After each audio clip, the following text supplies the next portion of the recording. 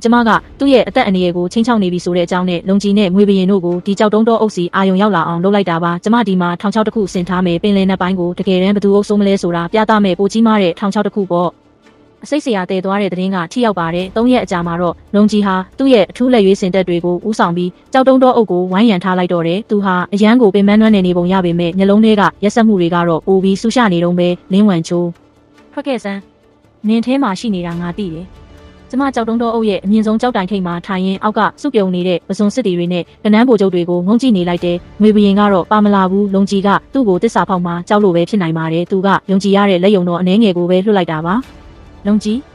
ရှင်ကယတနာတိုက်ထဲကပစ္စည်းတွေကိုလိုချင်နေဆိုရင်ကိုရိုင်းလာယူလီလို့ကျမကခက်အေးအေးပဲပြောလိုက်တယ်သူကသူ့လက်အောက်ငယ်သားတွေရဲ့တားမြစ်မှုကိုဂယုမဆိုင်ပဲကျမဆင်ထားတဲ့မြူကိုအစီအရင်တဲကိုတဲ့တဲ့ကြီးတိုးဝင်လာခဲ့တယ်ဒီအစီအရင်ကလူကိုချက်ချင်းသေးစေနိုင်တာမျိုးမဟုတ်ပေမဲ့နတ်ဖျားအာယုံတွေကိုတော့အကြီးကျယ်ရောက်ရက်ခတ်သွားစေနိုင်တာပါသူဟာမျက်စိပိတ်ခံထားရတဲ့တားရဲတကောင်လိုမြူကိုတွေကြားမှာရိုင်းတိုင်တိုင်ဖြစ်နေခဲ့ပြီးကျမကတော့သူ့ရဲ့နောက်ကျောဘက်မှာတိတ်ဆိတ်စွာပေါ်လာပြီးဓာတ်ရှိဟိုသူ့ကျောပြင်စီတိတ်ထားလိုက်တယ်နင်းကဒီလောက်မြင်မြန်ပြန်ကောင်းလာတာလားလုံကြီးရှင်တို့ကတော့ကျမရဲ့လက်ကောက်ဝတ်ကိုလှီးပြီးသွေးယူရတာကိုအယမ်းပျော်ခဲ့တာမဟုတ်လားဒီနေ့တော့ရှင်ရဲ့လဲချောင်းကိုလှီးရတဲ့အရာတာကိုကျမလည်းမြည်စမ်းကြည့်ချင်လို့ပါလုံကြီးကရုတ်တရက်လှည့်ပြီးလက်ဝါးနဲ့ရိုက်ပုတ်တိုက်ခိုက်လာတယ်ကျမကတော့စွမ်းအားကိုတုံးပြီးအနောက်ကိုဆုတ်ခွာကမြူကိုတွေကြားထဲပြန်ပြောက်ွယ်သွားလိုက်တာပေါ့သူ့ကိုအခုချက်ချင်းမတက်သေးပါဘူးဒါပေမဲ့သူ့မျက်လုံးထဲကကြောက်ရွံ့မှုတွေကိုမြင်ရတာကကျမအတွက်တော့အကြီးမားဆုံးသောကျေနပ်မှုပါပဲသူ့ရဲ့တီးခံနိုင်စွမ်းတွေကိုဖြည်းဖြည်းချင်းဆုပ်ယူပြီးဒီကြောက်တုံးတော့အုပ်ထဲမှာသူ့ကိုမျှော်လင့်ချက်မဲ့အောင်လုပ်ပြမယ်လုံကြီးခေါ်လာတဲ့စစ်တီတွေဟာလည်းမြူကိုတွေကြားထဲမှာလူစုကွဲကုန်ကြပြီးကြောက်တုံးတော်အုပ်ထဲမှာတယောက်နဲ့တယောက်ပြန်လဲတိုက်ခိုက်နေကြတဲ့မြင်ကွင်းကတကယ်ကိုကြောက်စရာကောင်းလာပါတယ်သူတို့ဟာသူတို့ရဲဘော်တွေရဲ့မျက်နှာကိုတောင်မမြင်ရတော့ပဲအတန်လေးကြားယုံနဲ့တင်ယူသွစွာတိုက်ခိုက်နေကြတော့တာကျမကတော့အဲ့ဒီစစ်တီတွေကြားထဲမှာဝိညာဉ်တစ်ခုလိုကူးလူသွားလာနေခဲ့တယ်ဘာမှတောင်လုပ်စရာမလိုပါဘူးခဏအတန်လေးတွေထွက်ပေးုံနဲ့တင်သူတို့ကိုယူသွမှုရဲ့အစွန်းထွက်ကိုရောက်သွားစေဖို့လုံလောက်နေပါပြီလုံကြီးကတော့စစ်ကြောင်းလေမှာယူမတက်ဟိန်းဟောက်နေလေရဲ့သူ့ရဲ့မာနာကြီးလာတဲ့ငကားစွမ်းအားတွေဟာကြောက်ရွံ့မှုတွေလွှမ်းမိုးနေတဲ့ဒီစစ်တီတွေရှိမှာတော့ဘာမှအသုံးမကျတော့ဘူးရက်ကြဆန်းဒါငါတို့လူတွေလေဘသူမှသူ့စကားကိုနားမယောင်ကြတော့ဘူးနောက်ဆုံးမှာတော့ထိတ်လန့်နေတဲ့သူ့ရဲ့လက်ယုံတစ်ယောက်ကလုံကြီးကိုတောင်လှန်နဲ့ထိုးလိုက်ပါသေးတယ်လုံကြီးကလည်းအဲ့ဒီလူကိုပြန်တက်ပစ်လိုက်ပြီးသူ့မျက်နှာတစ်ခုလုံးအလောင်းကောင်လိုဖြူလျှော့သွားတော့တာပဲကျမကတော့အရေးထဲမှာရက်ပြီးဒီမြင်ကွင်းကိုအေးလူကြည့်နေခဲ့တယ်။ဒါဟာကျမလိုရှိတဲ့ကဲစားချေမှုမျိုးပဲရိုးတန်းတက်ဖြတ်တာမျိုးမဟုတ်ပဲသူတို့အနီးကပ်ဆုံးနဲ့အယုံကြည်ရဆုံးသောအရာတွေကိုသူတို့လက်နဲ့ကိုယ်တိုင်ဖျက်ဆီးပစ်တာမျိုးဒါဟာကျမလိုလားတဲ့ကလဲစားချေမှုအစ်စ်မှန်ပါပဲငွေဘရင်ရဲ့လက်ယုံတွေကတော့အရင်ဆုံးလက်လျှော့ပြီးဖျို့ဖျဲထွက်ပြေးကြတော့တာပဲကျမသူတို့တွေကအချို့ရဲ့လမ်းကိုပိတ်ဆို့လိုက်ပြီးသူတို့နဲ့အတူပါလာတဲ့ငွေမျိုးနွယ်စုရဲ့တော့ကိုလူယူလိုက်တယ်လုံကြဒီကတော့အင်အားတွေအကုန်ခန်းချောက်သွားခဲ့ပြီးသူဟာသူ့စစ်တွေရဲ့အလောင်းတွေကြားမှာဒူးထောက်ကြနေရင်ဟာလာဟင်းလင်းဖြစ်နေတဲ့မြူကိုတွေကိုကြည့်ပြီးပထမဆုံးအကြိမ်ဖြစ်နောင်တရတဲ့အပြုံးမျိုးနဲ့ပြုံးနေခဲ့တယ်လင်းဝင်ချိုးနင်းတကယ်တမ်းဘာကိုအလိုရှိနေတာလဲကျမဘာမှပြန်မဖြေခဲ့ပါဘူးသူ့ကိုဒီနေရာမှာ9ရက်9ညပိတ်လောင်ထားပြီးမတရားသေးဆုံးခဲ့ရတဲ့ဝိညာဉ်တွေရဲ့ညီးတွဲတန်တွေကိုနားထောင်စေခြင်းရုံပါပဲသူစိတ်သက်တွေအပြီးတိုင်ပြိုလဲသွားတဲ့အခါကျမှသူ့ရဲ့အသက်ကိုနှုတ်ယူဖို့ကျမပြန်လာခဲ့မယ်ဒါဟာအစပြိုးမှုတက်ပဲရှိပါသေးတယ်လုံကြီးဟာကြောက်တုံးတော်အုပ်ထဲမှာ9ရက်တိုင်ပိတ်မိနေခဲ့တယ်။သူ့ရဲ့အထူးလက်ရွေးစင်တသားအများစုဟာလည်းတေးကြေးပျက်စီးကုန်ကြပြီးကျမသူ့ရှေ့မှာပေါ်လာတဲ့အခါသူဟာသွေးအိုင်တွေကြားမှာဒူးထောက်နေခဲ့ရပြီးသူ့လက်ထဲမှာကျိုးပဲ့နေတဲ့ငကားဘရင်ဓာတ်ကိုကင်ထားရင်းမျက်လုံးတွေကတော့ကြောင်တောင်တောင်ဖြစ်နေလေရဲ့ဝမ်ချိုးငါမှားခဲ့ပါတယ်နင်သာမိဖုရားခေါင်ကြီးယာဒူးကိုပြန်လက်ခံမယ်ဆိုရင်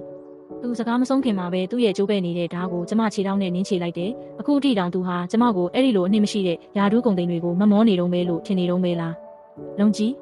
းရှင့်ရဲ့အကြီးမားဆုံးအမှားကကျမကိုပြစ်ထားခဲ့တာမဟုတ်ဘူးကျမဟာရှင့်ရဲ့ခြေရင်းမှာထာဝရဒူးထောက်နေရမယ့်သူလို့ရှင်ထင်နေခဲ့တာပဲကျမရဲ့ဓာတ်ဟာရွှေရောင်အလင်းတစ်ခုအဖြစ်ပြောင်းလဲသွားပြီးသူ့ရဲ့လက်ခြေကြောတွေကိုတိတိကျကျပိုင်းဖြတ်ပစ်လိုက်တယ်လုံကြီးဟာဆူဆူဝါဝါအော်ဟစ်လိုက်ပြီးသူ့ရဲ့ခန္ဓာကိုယ်ဟာတယံဆဲဆဲရေမွေတကောင်လိုတွန့်လိန်သွားတော့တာပဲ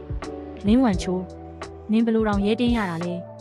ဲကျမသူ့ကိုမတတ်ခဲ့ပါဘူးတက်ပစ်လိုက်ဖို့ကလွယ်လွန်းလာပါတယ်ကျမသူ့ရဲ့စွမ်းအားတွေကိုဖျက်ဆီးပစ်လိုက်ပြီးလူပေါင်းတောင်းချီပေါ်မှာရှိနေတဲ့ငကားဘရင်ဘဝကနေလှုပ်တောင်နှုတ်နိုင်တဲ့ဒုက္ခိတတယောက်အဖြစ်ပြောင်းလဲပေးလိုက်တယ်သူ့စီမှာကြံနေတဲ့နောက်ဆုံးငကားအစီနှစ်ကိုယူလိုက်ပြီးကျမသူ့ကိုအေးဆက်ဆက်ကြည့်နေလိုက်တယ်ဒီမှာပဲနေခဲ့ပြီးမြင်းရဲ့စစ်တီတွေနဲ့အတူပုတ်တိုးသွားလိုက်တော့ကျမအနောက်ကိုလှည့်ထွက်လာခဲ့တယ်ကျမရဲ့အနောက်ဘက်မှာတော့လုံကြီးရဲ့မျောလင်းချက်မဲ့နေတဲ့ကျိန်ဆဲတန်တွေကြံရစ်ခဲ့တယ်ငကားနန်းဆောင်ရဲ့ခေတ်ကတော့ကုံဆုံးသွားပါပြီနောက်တစ်ယောက်ကတော့ငွေဘရင်ရဲ့အလှည့်ပေါ့ကျမအနောက်ကိုလှည့်ထွက်လာခဲ့တယ်ကျမရဲ့အနောက်ဘက်မှာတော့လုံကြီးရဲ့မျောလင်းချက်မဲ့နေတဲ့ကျိန်ဆဲတန်တွေကြံရစ်ခဲ့တယ်ငကားနန်းဆောင်ရဲ့ခေတ်ကတော့ကုံဆုံးသွားပါပြီနောက်တစ်ယောက်ကတော့ငွေဘရင်ရဲ့အလှည့်ပေါ့ငွေဘရင်ဟာလုံကြီးရဲ့အခြေအနေဆိုးကိုတီးလိုက်ရတာနဲ့သူ့မှာကြံရှိသမျှစီ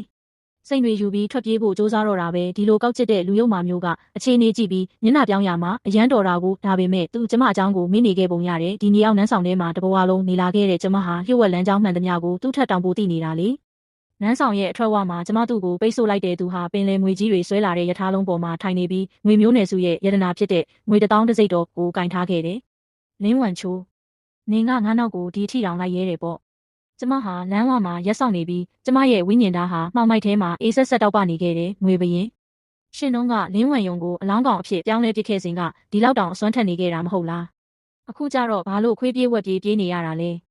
ဲငါနဲ့အတူအသေးခံဖို့ငါ့ကိုအတင်းမတွန်းအားပေးနဲ့ဒီငွေ1000တစ်စိတ်တော်ထဲမှာနှစ်ပေါင်းတောင်းချီတဲ့အစိတ်တွေပိတ်လောင်ထားတာအဲ့ဒါကိုသာဖွင့်လိုက်ရင်မိုင်းတရာအတွင်းမှာမျက်တပင်တောင်ပေါက်တော့မှာမဟုတ်ဘူးလို့သူကချင်းချောက်လာတဲ့ရှေးဟောင်းအစိတ်ငွေတွေနဲ့သူကျမကိုချင်းချောက်ဖို့စ조사နေပေမဲ့ကျမရဲ့ရွှေရောင်မသိမျိုးခန္ဓာကိုယ်ဟာအခုဆိုရင်အစိတ်မှန်သမျှကိုခုခံနိုင်စွမ်းရှိနေပြီဆိုတာသူမသိရှာဘူးကျမရထားလုံးပေါ်ကိုရုတ်တရက်ခုန်တက်လိုက်ပြီးသူ့ရဲ့လက်ကောက်ဝတ်ကိုချိုးပစ်လိုက်တယ်သူ့လက်ထဲကတစိတ်တော်ဟာမြေပြင်ပေါ်ကိုလွင့်စင်ကျသွားတော့တာပဲကျမသူ့ကိုခြောက်ထဲကိုကန်ချလိုက်တယ်ဒီကောက်ကျစ်တဲ့ငွေဘရင်ဟာအကျွေးမဲ့အင်အားရဲ့ရှေ့မှာခုခံဖို့ခွင့်ရေးတောင်မရလိုက်ပါဘူးငွေဘရင်ကိုရှင်းလင်းပြီးတဲ့နောက်မှာတော့ကျမမြေခွေးမျိုးနွယ်စုစီကိုပြန်လာခဲ့တယ်မြေခွေးမျိုးနွယ်စုခေါင်းဆောင်နဲ့အကြီးအကဲတွေဟာငကားနဲ့ငွေမျိုးနွယ်စုရဲ့အရှင်သခင်အစ်စ်တွေကိုဘယ်လိုမျက်နှာချိုသွေးရမလဲဆိုတာတိုင်ပင်နေကြတော့ပေါ့ကျမတကားကိုဝုန်းကနေတွန်းဖွင့်ဝင်လာတာကိုမြင်တော့သူတို့အားလုံးကြောက်လန့်တကြားနဲ့မျက်နှာတွေပြာနှမ်းကုန်ကြတော့တာပဲဝမ်ချိုးနင်အသက်ရှင်နေသေးတာလား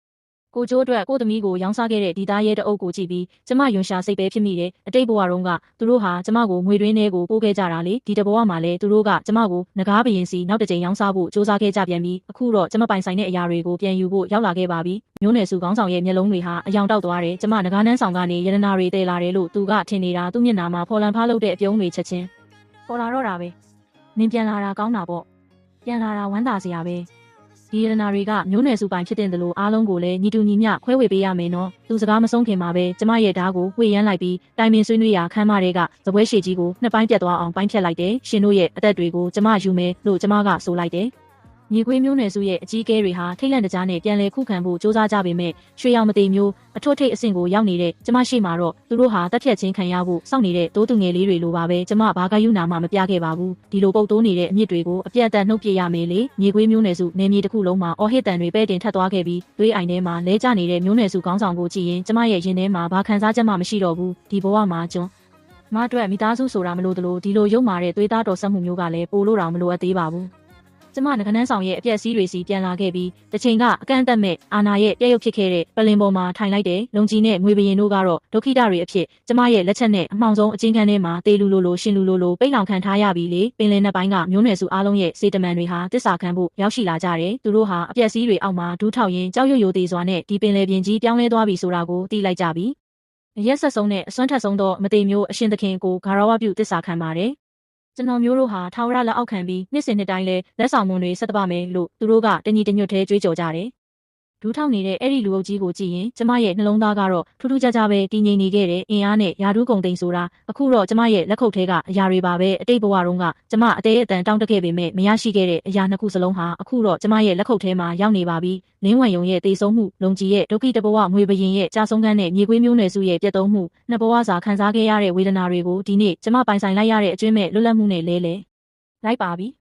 ကျမစနစ်တစ်ခုကိုမထူထောင်ခဲ့ပါဘူးကျမပိုင်ဆိုင်တဲ့အရာကိုထိပါရဲတဲ့သူမှန်သမျှလုံကြီးနဲ့တူညီတဲ့ကံကြမ္မာကိုရင်ဆိုင်ရမယ်ဆိုတာကိုပဲသူတို့ကိုသတိပေးခဲ့တယ်ကျမရဲ့လက်ထဲကငကားအစီနှစ်ကိုထုတ်လိုက်ပြီးအမှုန့်ဖြစ်အောင်ခြေဖြတ်လိုက်တဲ့အခါရွှေရောင်လင်းနှန်းတွေအဖြစ်ပြန်လွင်သွားတော့တာပဲပင်လယ်ရေနှစ်ပိုင်းကဝိညာဉ်စွမ်းအင်တွေဟာဒီပင်လယ်ပြင်ကြီးကိုပြန်လဲစီပင်လာစေဖို့လုံလောက်ပါတယ်ဒါပေမဲ့အဓိကအချက်ကတော့ဒီနေရာရဲ့အရှင်သခင်ကဘာတူလဲဆိုတာကိုသူတို့အမြဲမှတ်မိနေဖို့ပါပဲရက်တွေကုန်လွန်သွားပြီးပင်လယ်ပြင်ကြီးဟာအရင်လိုပြန်လဲအေးချမ်းသွားခဲ့ပြီးဒါပေမဲ့လင်းဝမ်ချိုးဆိုတဲ့နာမည်ကိုကြားလိုက်ုံနဲ့လူတိုင်းဟာမသိစိတ်ကနေတုံရင်သွားကြစမြဲပါပဲကျမဟာအရင်လိုနုနယ်တဲ့မြေခွေးမလေးမဟုတ်တော့သလိုဘသူရဲ့ကိုလုတ်တော်မှလည်းမဟုတ်တော့ပါဘူးပင်လယ်နဲ့ရဲ့အမြင့်ဆုံးတောင်ထိပ်မှာရရင်မိုးကုတ်ဆော့ဝိုင်းကနှိုင်းလုံးတွေကိုငုံကြည့်နေမိတယ်လင်းဝမ်ယုံကတစ်ချိန်လုံးကသူမအောင်နိုင်ခဲ့ပြီလို့ထင်ခဲ့တယ်ငွေဘရင်ကလည်းကျမကိုနှိမ်နှင်းနိုင်လိမ့်မယ်လို့ထင်ခဲ့တယ်လို့လုံကြီးကလည်းကျမကိုထိန်းချုပ်ထားနိုင်ရင်သူအရှင်သခင်ဖြစ်မယ်လို့ယုံကြည်ခဲ့တာပဲဒါပေမဲ့နောက်ဆုံးမှာတော့သူတို့အားလုံးဟာကျမရဲ့ခြေပွားအောက်ကဖုံမှုန့်တွေသာဖြစ်သွားကြပါပြီတခါတရံမှာကျမလုံကြီးရှိတဲ့အချင်းကန်းစီကိုသွားကြည့်တတ်တယ်သူဟာအခုဆို6ကတ်နေတဲ့တစ်ပင်အိုကြီးတစ်ပင်လိုအိုမင်းရေရော်နေပြီးထောင်းတနေရာမှာကတ်နေရင်တကိုယ်တည်းစကားတွေရေရွတ်နေတတ်တာသူအရင်ကပိုင်ဆိုင်ခဲ့တဲ့ဖုံးအာနာတွေကိုပြန်တွေးရင်ငါကငကားဘရင်ပဲဝမ်ချိုးငါ့ကိုသားတယောက်မွေးပေးစမ်းပါတဲ့ဒီလိုယူသွတ်နေတဲ့စကားတွေကိုပြောနေရတာပဲ